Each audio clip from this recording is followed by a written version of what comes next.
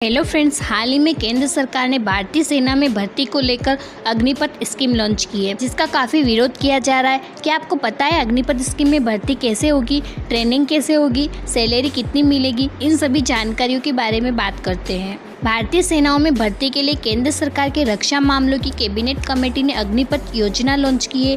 इस योजना का मुख्य लक्ष्य तीनों सेनाओं में युवाओं को जोड़ना और उन्हें भविष्य के लिए कुशल नागरिक बनाना है।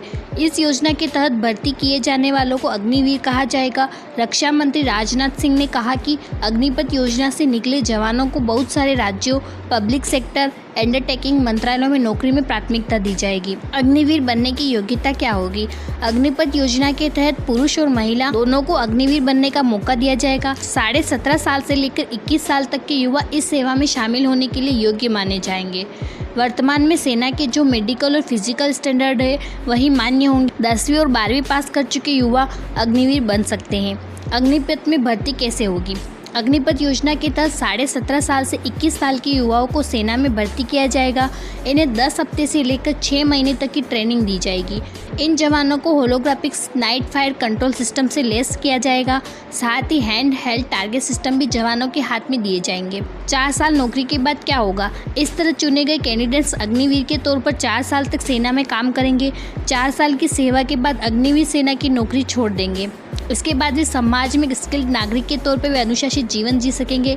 मेरिट के आधार पर और सेना की जरूरत के हिसाब से 25% अग्निवीरों को रेगुलर कैडर में समायोजित कर लिया जाएगा। कहा जा रहा है कि अन्य नौकरियों में उन्हें प्राथमिकता भी दी जाएगी। अग्निवीरों को सैलरी कितनी होगी? अग्निपथ योजना के तहत अग्निवीरों की सालाना सैलरी 4.76 लाख रुपए होगी।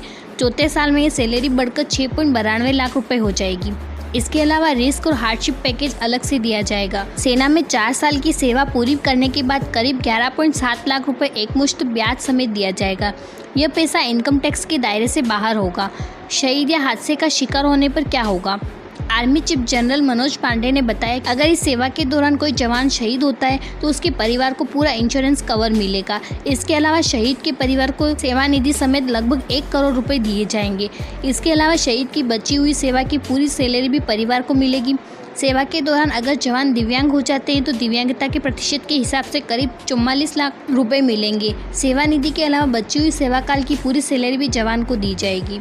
इस योजना के बारे में आपकी क्या राय है? हमें कमेंट करके जरूर बताएं और वीडियो पसंद आए तो चैनल को सब्सक्राइब जरूर करें।